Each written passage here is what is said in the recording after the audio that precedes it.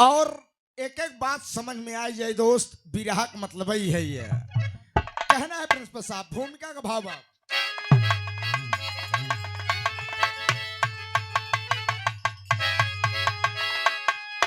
अरे शोक शोक सागर में डूबा है हस्तिनापुरी, जबकि अभिमन्यु का हो गया है मरण। खुशी की गीत गाते हैं कौरव सुनो, इधर उत्तरा कर रही है रुदन। पीट कर छाती रोती सुभद्रा सुनो, खो दिया मैं गोदी का दुलारा ललन। शेरों पे कहने लगी उत्तरा, दादा कहवा तू छोड़ा हमारा सजन।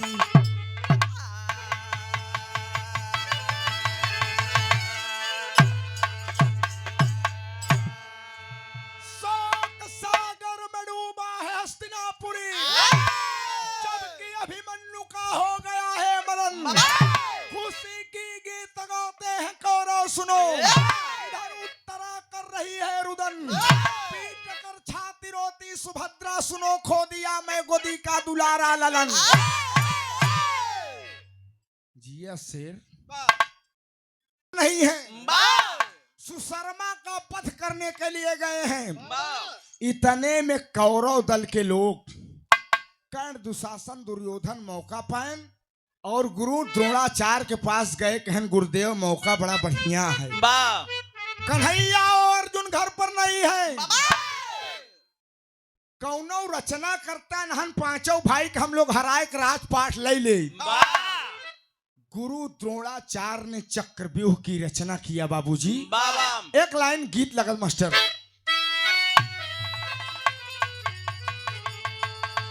हेलो दया शंकर गवैया ढेर हुई, लेकिन केवल इलाहाबाद में हैदर री जुगनू न हो पाई। गायन मास्टर साहब।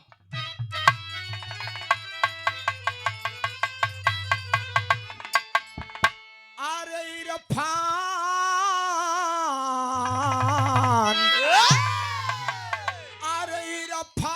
के जो दिल के नगीने में मिलेगी, इरफान के जो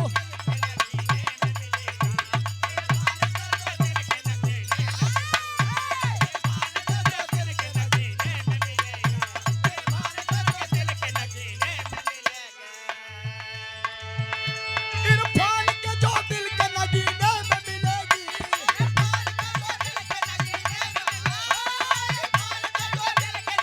इरफान के जो दिल के नगीने में मिलेगी। और हर चीज करीने में मिलेगी।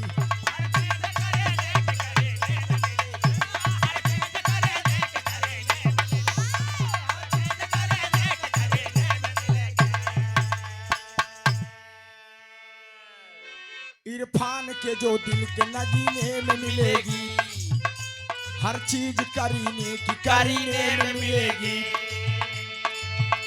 मक्के में मिलेगी न मदीने में मिलेगी,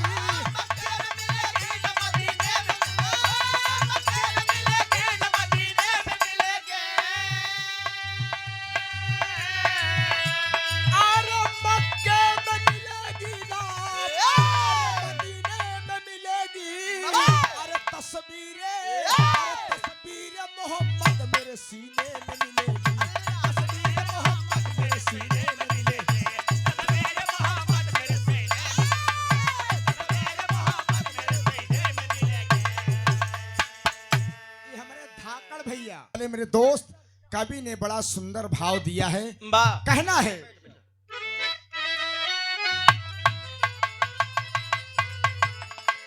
अरे हर बात व्यर्थ होती है औकात से बढ़कर, हर बात व्यर्थ होती है औकात से बढ़कर, हर बात व्यर्थ होती है औकात से बढ़कर,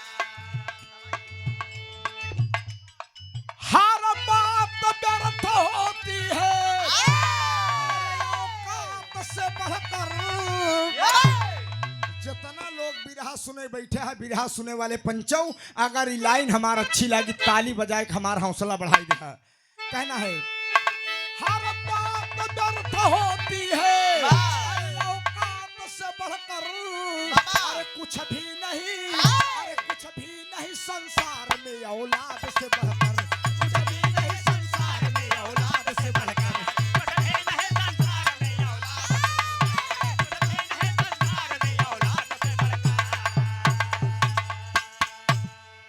हर बात व्यर्थ होती है औकात से बढ़कर, औकात कुछ न रहा है मास्टर साहब। झूठे कह दे हम 52 बीघा पुदीना बोए ही, लड़कियां सारे चटनी कर 17, और कुछ भी नहीं संसार में औलाद से बढ़कर।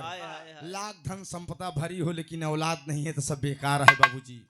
कन्हैया भगवान अर्जुन घर पर नहीं है, इतने में गुरु द्रोणाचार्य चक्रव्यूह का रचना करन और कौरव दल वाले ललकार धन के पांडव दल वाले लोग, अर्जुन भीम नकुल सहदेव, तुम लोग आकर लड़ाई करो, चक्रव्यूह का भेदन करो। भीम गदा ले कपारे फांद धक बैठ गए, कहने रे बाप मेरा भाई अर्जुन कन्हैया भगवान के साथ बियाबान जंगल में गया है और वह समय घरे ना ही है और दुश्मन सारे ललकारत ना है, चला चक्रव्यूह फाटक तोड़ा। चिंता की माथे पर लकीर है, तने में 16 साल का लड़किया अभिमन्यु अर्जुन का बेटवा दौड़त दौड़त आए, कहा दादा, अरे दादा आपके माथे पर चिंता की लकीरें। कहा बेटा तुम्हारे दुश्मन हमारे दुश्मन कौरव दल के लोग, चक्रव्यूह की रचना हुई है, कहता है फाटक तोड़ा, तुहार पिताजी अर्जुन है ये नहीं है फाटक के तोड़ी। अभिमन्यु कहा दादा चक्रव्यूह के 6 फाटक हम तोड़ देव दादा, चक्रव्यूह के 6 फाटक हम तोड़ देव, लेकिन 7वां में संशय बा। बहन बेटवा कसम से अगर तू 6 फाटक तोड़ दे बस 7वां मारब ससुर गदा से फहराई पड़ी। बाबूजी जब इतना भीम कहन तो अभिमन्यु कहे दादा अब घबराना हम चलते ही फाटक तोड़े। बाबूजी गया चक्रव्यूह का फाटक, 16 साल का लड़का अभिमन्यु अर्जुन का बेटा तोड़ने लगा, 6 फाटक तोड़ देता है बाबूजी, लेकिन 7वें फाटक पे जयद्रथ खड़ा था और गदा ले रहा, धोखे से खींच के कपरवे पर प्रहार कई।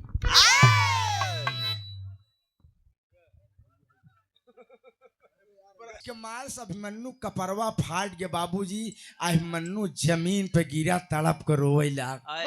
तो रोए लाग एक लाइन उस्ताद का अंदाज लगत बाप,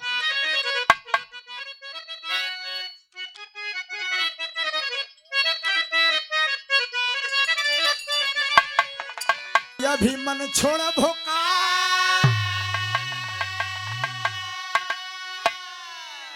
रोए, अभिमन छोड़ भोकार, अरे क्यों से भावाना दीदार, रोए अभिमन छोड़ भोकार, अरे क्यों से भावाना दीदार, मोरी मैगर मयरिया कहवा गयू, मोरी मैगर मयरिया कहवा गयू, मोरी मैगर मयरिया कहवा।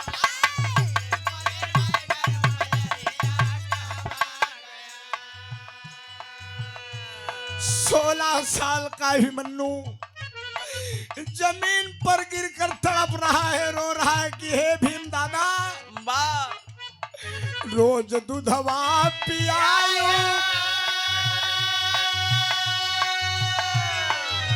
आ रोज दूधवा पियायो, आज ही आना दिखायो, मोरी दूधवा कथरिया कहवा गई, मोरी दूधवा कथरिया कहवा गई, मोरी दूधवा कथरिया कहवा गई।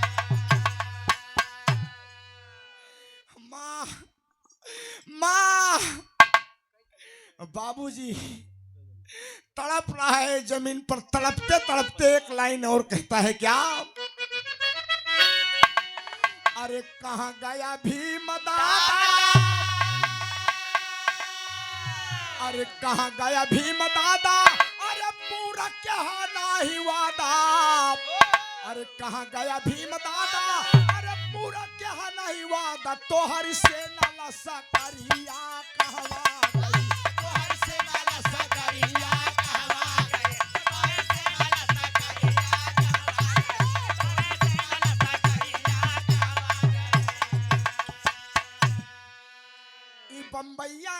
में पुरस्कार बिरहा के मर्मज्ञ जानकार बाबू राज बहादुर भारतीय जी। आप लोगों ने राकेश यादव को राकेश यादव बनाने में आप लोगों का बहुत बड़ा हाथ है बाबूजी। आप सबके चरण कमल के सेवक हैं हम। ओम प्रकाश विश्वकर्मा सराय। उसकी माँ सुभद्रा सुनती है, छाती पीट पीट कर रोने लगी कि मेरा बेटा आज मेरे पति बियाबान जंगल में कन्हैया भगवान के साथ गए थे, दुश्मन ने जालसाजी करके मेरे बेटे को धोखे से मार दिया। कहती है भीम से कि दादा भीम, मेरा बेटा अभिमन्यु कह रहा था कि दादा 6 फाटक हम तोड़ दे, तो तू कहा 7वां मारब गदा ससुर भार आई परी। कहाँ गई तुम्हारी वीरताई भीम दादा? आज महतारी सुभद्रा और अर्जुन अभिमन्यु को मास्टर साहब पत्नी उत्तरा भीम दादा का कोसत है। दादा जब तोहरे पौरुख नहीं रहा दादा तो काहे कही दिया 7वां फाटक हम मारा भार आई परी। या निखिल मोबाइल शॉप सागर मार्केट सराय ममरेज।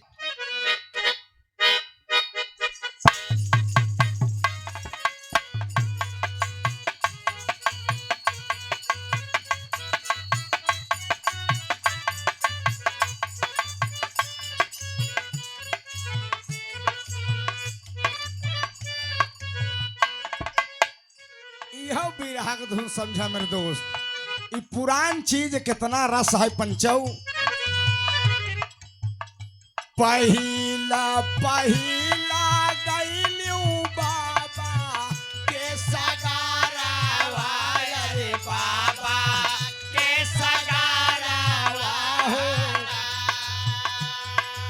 आप हमारे छोटे लाल बाबूजी ला पहिला गइलू बाबा के सगारावा, अरे बाबा के सगारावा हो।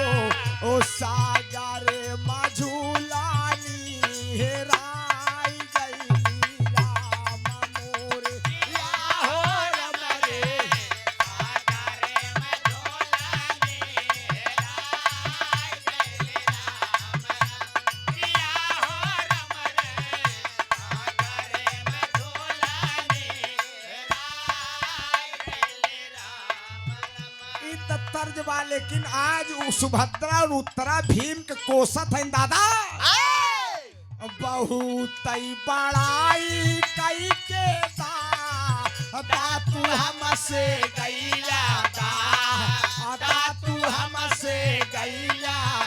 माटी काई दिहला कुल सपानवा हो राम मोरे या हो रम रे। माटी काई दिहला कुल सपानवा के राम हमरे या हो रम रे। माटी काई दिहला कुल सपानवा। सुना महाराजा तोहरे तानी कौना लाजा लागल तानी कौना लाजा लागल। अभी धावा तुहामा के बनाऊला हो राम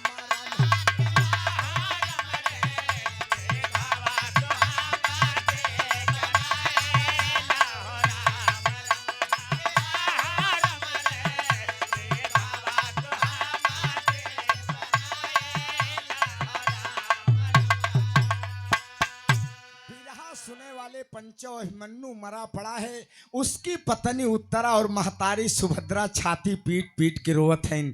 इतने में दुनिया के मालिक आनंद कंद मुकुंद मुरली मनोहर कन्हैया और उनके सखा अर्जुन बाबूजी सुशर्मा का बध करके चलावत रहे। काफी दूर रहे तब देखें कन्हैया कहन अर्जुन, अरे मेरे सखा अर्जुन। दरवाजे पर बड़ी भीड़ इकट्ठा हुई है, रोने की आवाज आ रही है।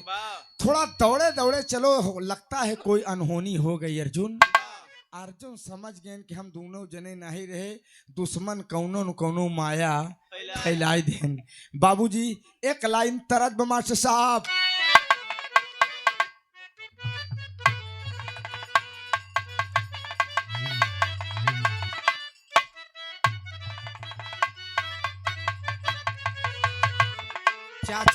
पुरान धुन लग गई। पहले को जब बहनी बिटिया गौने थौने डेट धराई जाए तो बेचारिन दुबराए के पातर हो जाए, करे राम रे हमार सास कैसे होई, हमार ससुर कैसे होई, हमार जेठ जेठानी कैसे होई, हमारे वो कैसे हुई। अरे वो तो होबई करी जौन हो यार। हाँ दुबराए जाए बेचारिन, पियराए जाए। मास्टर साहब आज के सास डराती है, आज के सास डराती है, करे बाप रे बाप हमार पतोह कैसे होए। हाँ बेचारिन दुबराए जाए। आज रुचि हेलो कहाँ है, तनी मैगी ले आया, सागर मार्केट से। सागर मार्केट से चाउमीन ले आया, हम खाबे मंचूरियन खट्टा कराई ले है।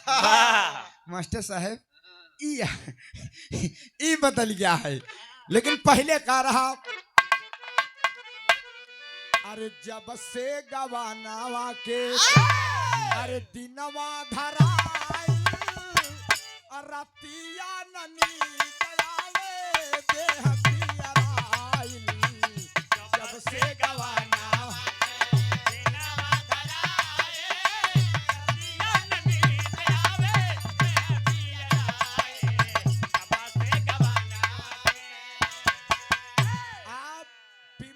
फोटो स्टूडियो भाव दिया गया। कन्हैया भगवान अर्जुन दौड़त दौड़त आयन, बाबूजी देखें अभिमन्यु 16 साल का अर्जुन का बेटा बाबूजी मरा पड़ा है। अरे सजवा की लौटी अर्जुन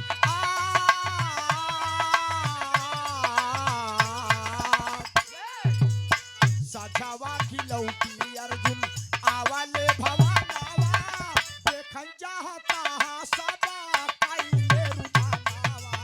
सजवा की लौटी अर्जुन आवाले भवानावा, देखन चाहता सबा काइले रुदानावा। सजवा की लौटी अर्जुन। बाबूजी अर्जुन अपने बेटे से लिपट कर रोने लगे कि बेटा अभिमन्यु इस भारी सभा में बताओ मेरे बेटे को किसने मारा है। और रो कर अभिमन्यु की मां अर्जुन की पत्नी सुभद्रा कहती है कि स्वामी आप कन्हैया भगवान के साथ चले गए थे, गुरु द्रोणाचार्य ने चक्रव्यूह की रचना किया और बेटा अभिमन्यु ने कहा कि दादा 7 फाटक हम तोड़ दे, भीम कहन 6 फाटक तोड़ दे, भीम कहन 7वां मारब गदा सभाराई परी। लेकिन 7वें फाटक पर दुश्मन जयद्रथ गदा से धोखे से प्रहार कर दिया। जब जयद्रथ का नाम सुने बाबूजी तो अर्जुन अपने मरे हुए बेटे के सामने बाबूजी अपनी दोनों भुजाओं को उठाकर कहते क्या, बड़ा मार्मिक प्रसंग है, गौर करें।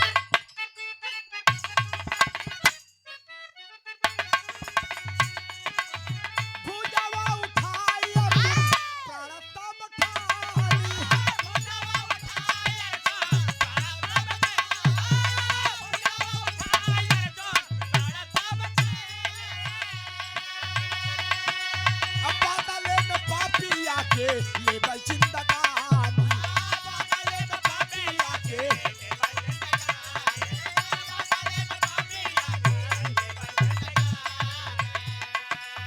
कालकाई दे बलिहामा, कालकाई दे बलिहामा, जयद्रथ के बधानावा, देखा चाहता सबा काइले रुदानावा। कालकाई दे बलिहामा, जयद्रथ के बधानावा, देखा चाहता काइले रुदानावा। कालकाई दे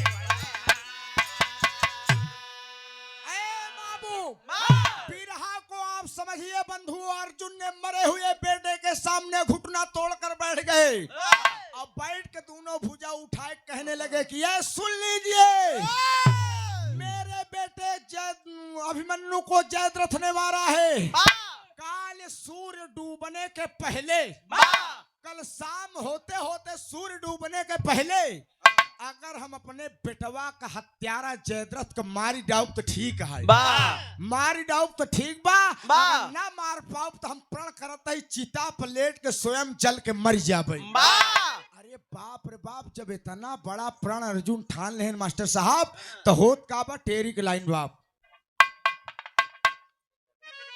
चिता में अगिया अरे लगाऊ भाई हम चिता में हो, अरे लगाऊ भाई हम चिता में अगिया, अरे अगर बधना कई पौ भैया पंजान गवाऊ भाई, अरे गवाऊ भाई, अरे गवाऊ भाई।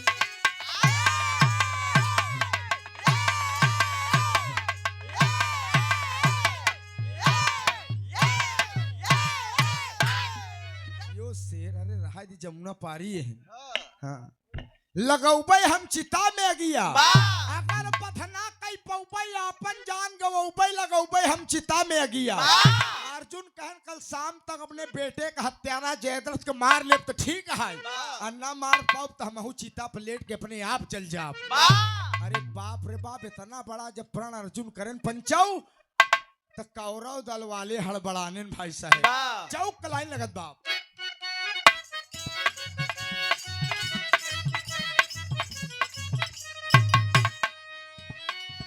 घबराई गए कौरव दल वाले धनुधारी का सुना परन,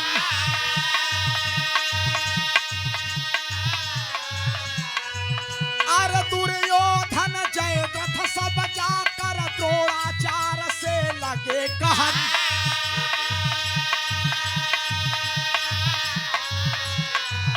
अरे रात में द्रोणाचार ने कमल व्यूह का किया रचन,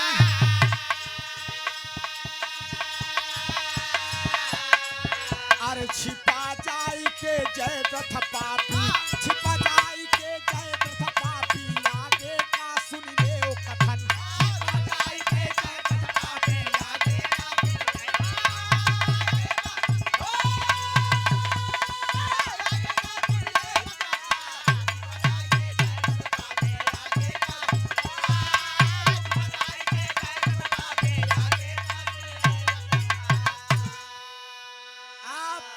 इस साथर की कमेटी प्रण किया कि कल शाम तक सूर्य डूबने के पहले अपने बेटे के हत्यारों को मार डालूंगा तो ठीक है, अगर ना मार पाओ तो चिता पर लेट के जल जा भाई। कौरव दल वाले सुने कर्ण दुशासन दुर्योधन भागत भागत गुरु द्रोणाचार्य के लगे गए। कहन गुरुदेव आपने चक्रव्यूह की रचना किया था अर्जुन के बेटवा, जाओ चुनाव में लड़ा, कौनो दिन पूरी टीम लगाए दे, तनी राकेश यादव के पास सिस्टम है, दास के याद करा बस कलाकार की टीम लग जाए। हाँ बहुत बहुत प्रणाम है। अरे बाबू गौर करेंगे साथियों, गुरु द्रोणाचार्य से कहे लगन कहन गुरुदेव काल कमल व्यूह की रचना करा तो अर्जुन के बेटवा अभिमन्यु काम तमाम कई दिन।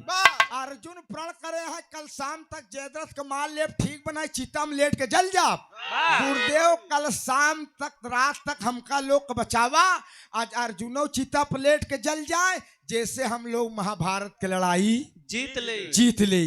बाबूजी गुरु द्रोणाचार्य के आओ न सूझा ताव, बिरहा सुने वाले पंचो फिर दोबारा एक रचना और करे, नौकर नाम पड़ा कमल व्यूह। कमल व्यूह का रचना करन और कहे निहिम छिप के बैठ जात जा, काल तक अर्जुन तो होका लोग पौबे न करही, खुद ही चिता प्लेट के मर जही और तू लोग लड़ाई जीत ले। बिरहा सुने वाले मेरे दोस्त, इधर रात बीती अब हो रहिया बेला आए, कन्हैया भगवान लगे अर्जुन गैन कहन भगवान मेरे सखा आज सूर्य डूबने के पहले तक मेरे पास समय है, अगर हम अपने बेटवा दुश्मन को मार ले तो ठीक बनाए, हम जल के मरे के परी। कन्हैया भगवान कहन देखा हमारे पास कौनो व्यवस्था बा नहीं। अर्जुन कहन भगवान तब लड़ाई होई कैसे? कहन यार चला गुरु द्रोणाचार्य के पास उन्हें कुछ रास्ता बताई है। अब पंचव सुना एक कैती द्रोणाचार्य दुश्मनों को छिपाए के रखे हैं, एक कैती कन्हैया अर्जुनों के लिए एक द्रोणाचार्य लगे। चल दे दादा दया राम वाला लटका लगत मास्टर।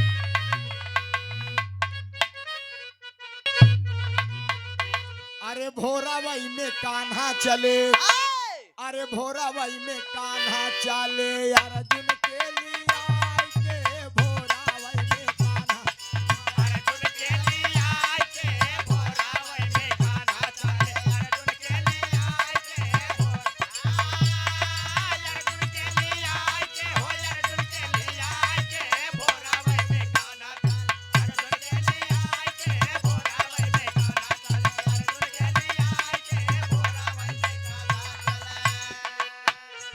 लाला नावा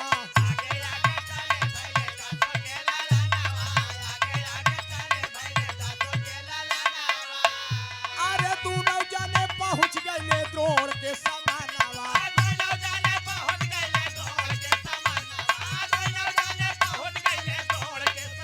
अरे कैले प्रणाम अरे कैले प्रणाम तब शीशवा झुकाए के भोरा वही में खाना चल अर्जुन के लिए आए के भोरा वही में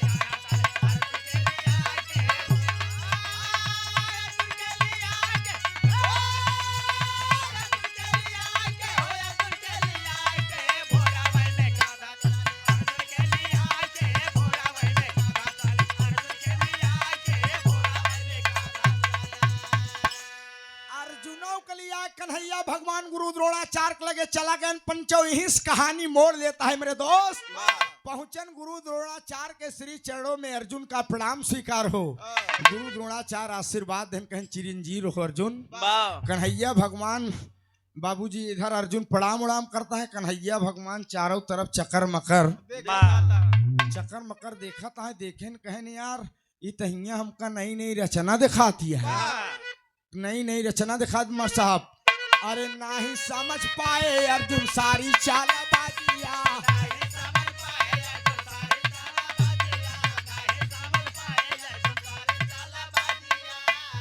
अरे कमल व्यूहा पीछे छिपा बाटे जे बाजिया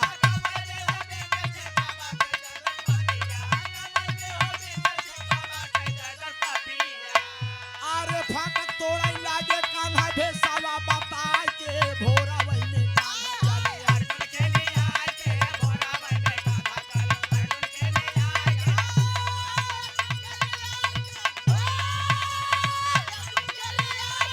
अर्जुन के लिए आए के भोरा वही में प्रयागराज बहुत सही से भोरा वही में कान्हा अर्जुन के लिए आए के भोरा वही में कान्हा बिरहा सुने वाले पंचौ चक्कर मकर कन्हैया देखा था अर्जुन और गुरुजी का हाल है ठीक है हाल चाल पूछा था कन्हैया कहने रे बाप ये कमल व्यूह कर रचना दुश्मन सारे निहिम छिपके बैठा बाबूजी अर्जुन तरफ कन्हैया भगवान इशारा कहन अर्जुन अर्जुन कहन कन्हैया हूँ आता है हाँ कहन जब केहू के बल पाए तब सुग्रीव अखाड़े आए अर्जुन समझ गए कि ही कमल व्यूह में दुश्मन सारन छिपके बैठा कहन अर्जुन अब देरी न कर नहीं सूर्य डूबे के पहले तक समय तोहरे पास बा नहीं तू स्वयं चिता पर लेट के जल के मरे परी तुहार प्राण है बाबूजी तुरंत अर्जुन धनुष बाण लेहन मेरे दोस्त और कमल व्यूह के फाटक तोड़े शुरू कर देहन एक लाइन चौलरिया लगत मास्टर एक मिनट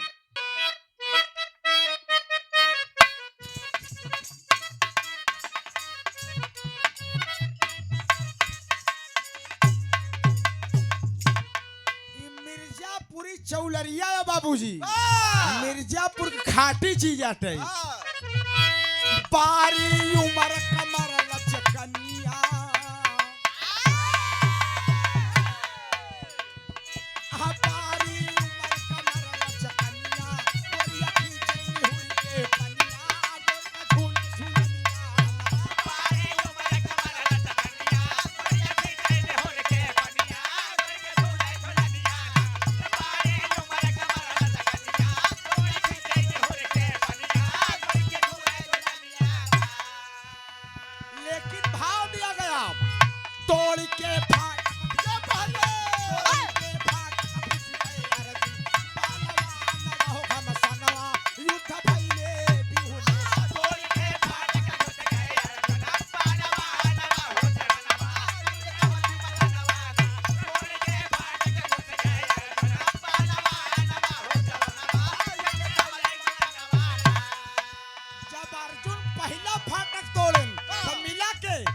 पहले कैले कैल भेटा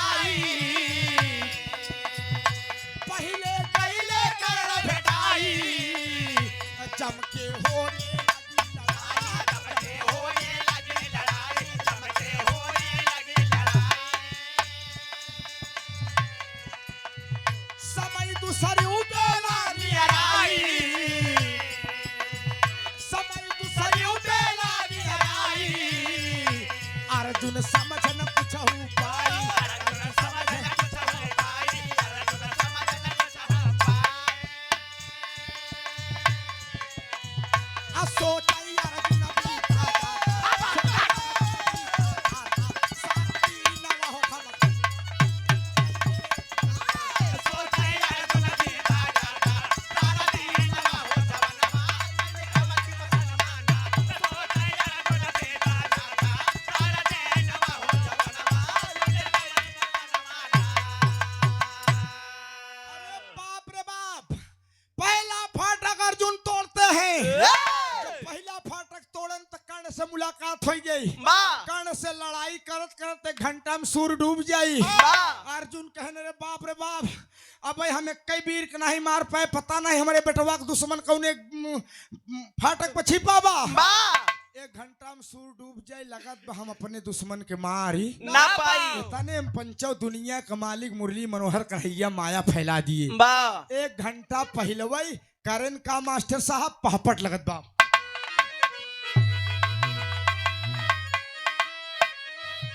अरे चक्र सुदर्शन तुरतई दिए पठाई कृष्ण मुरारी ने अरे चक्र सुदर्शन तुरतई दिए पठाई कृष्ण मुरारी ने अरे अपन माया तुरत दिए फैलाई कुंज बिहारी ने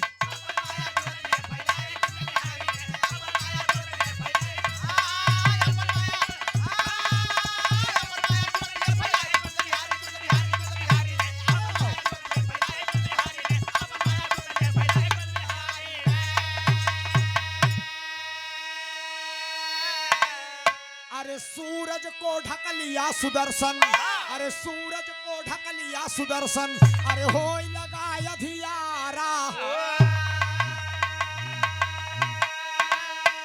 अरे जयद्रथ का बध कई ना पौलेन अर्जुन मन करई बिचारा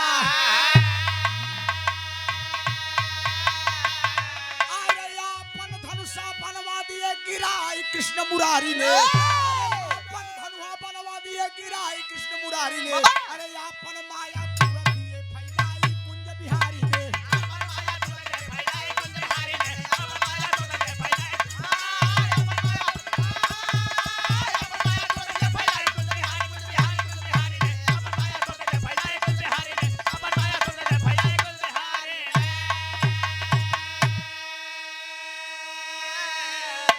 कहानी के आखिरी निचोड़ बिरहा सुने वाले पंचों सूरज डूबे के घंटा पहले कन्हैया भगवान चक्र सुदर्शन से सूरज ढक लेन बा जब ढक लेन तनियर हो गया अर्जुन धनुष बाण उठाए के कर्ण के सामने आत्मसमर्पण कर दिए कि ये कर्ण मैं अपने बेटे के हत्यारे जयद्रथ को नहीं मार पाया अब सूर्य डूब गया है अब लड़ाई यहीं से समाप्त होती है अब हम चलते हैं चीता सजाई के प्रण कर रहे हैं कि मार ले तो ठीक बा ना मार पाओ तो चीता पर लेट के जल जा चलता ही लेट के जल जाए अब लड़ाई यहीं से समाप्त हो जाए मेरे दोस्त कन्हैया भगवान चालाकी दिखाई दे हैं अब होत का मास्टर आल्हा लाइन लगत बाप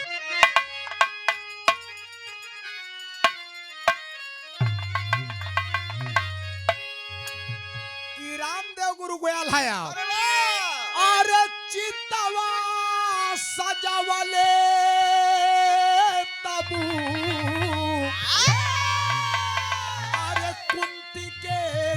अरे पांडव दल में माँ चल रो नल की झाना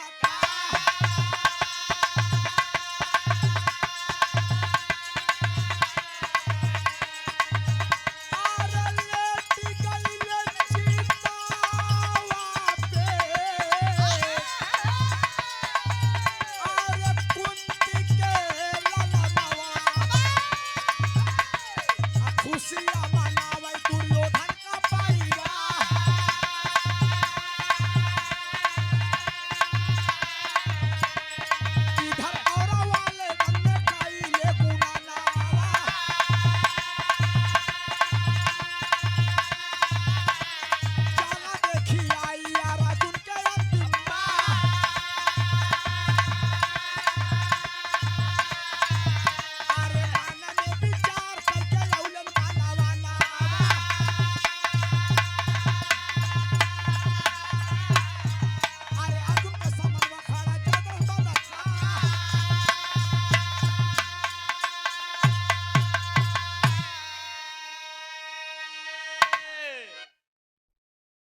अर्जुन चिता सजाए बाबूजी, धनुष बाण बगल चिता के रखकर और चिता पर अर्जुन लेट गए।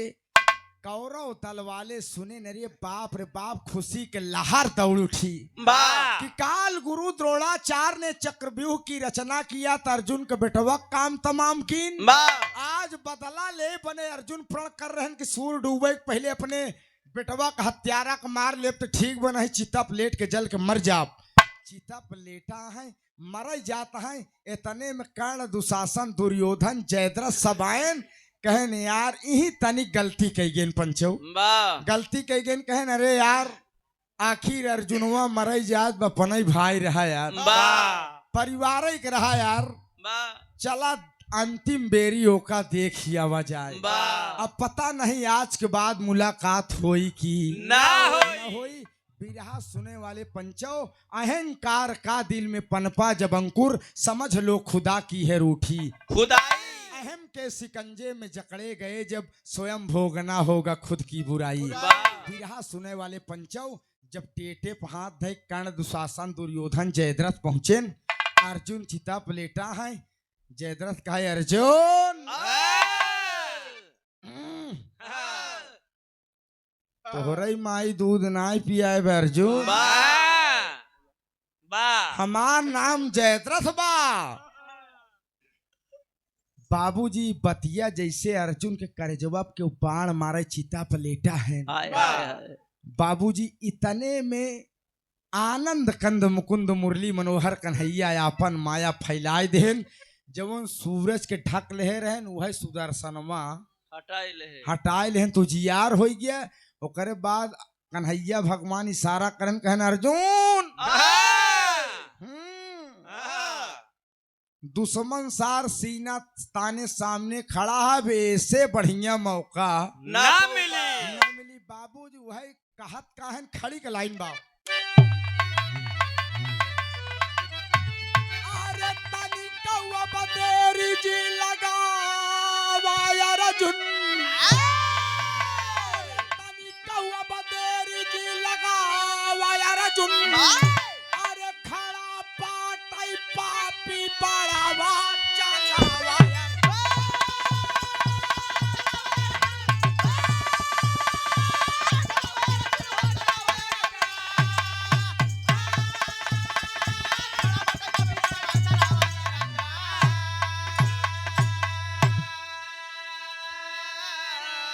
अरे लेटे लेटे पारथ देखा, अरे बाल तब चला,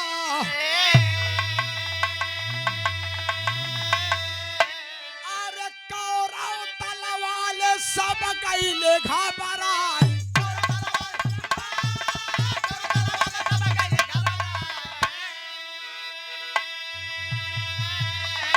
अरे दंड भेद राजनीत सिखावा यार अर्जुन, दंड भेद राजनीत सिखावा यार अर्जुन, अरे खड़ा पाटई पापी पड़ावा चलावा।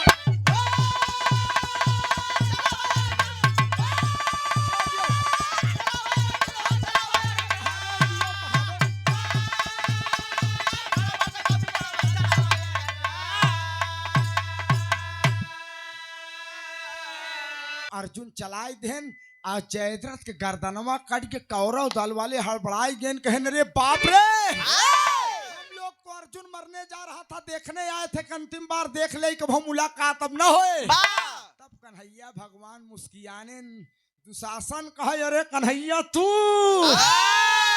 कन्हैया तू टिक्का मुंदरा लगाई हैं? सारी खेला तुहार कन्हैया। कन्हैया भगवान ने कहा अर्जुन जयद्रथ को आपने मार दिया है, गर्दन कट गया है, लेकिन गर्दन जमीन पर न गिर पावे। नहीं जयद्रथ मरे ना, एक वरदान बा, जब तक इसका कटा हुआ गर्दन इसके पिताजी की अंजलि में जाकर नहीं गिरेगा तब तक कटे रहा गर्दन, तब वो मरी ना। वह बाबू सूर्य डूबे वाला रहा और जयद्रथ के पिताजी ऐसे अजूरी में जल उठाए, जल उठाए के सूर्य के विदा करत रहे। तने अर्जुन दूसरा बाण मारन और कटा हुआ गर्दन आए के उनके जयद्रथ के पिता का अजूरिये में गिरा, अजूरी में गिरा चौक गन रे, जब चौक गेंद खोपड़ी से विस्फोट हुआ मास्टर साहब। तब जाय के जयद्रथ का मृत्यु भई।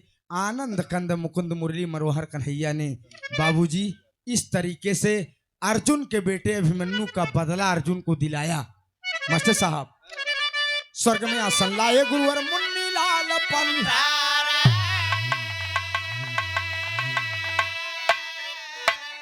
अरे कथन किया कवि फूला,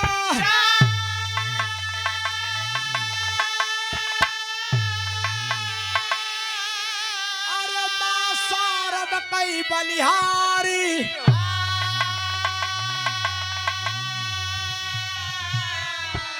अरे लगाऊ बई हम चिता में अगिया, अरे माई शारद सामने हम सी झुकाऊ बई, लगाऊ बई हम चिता में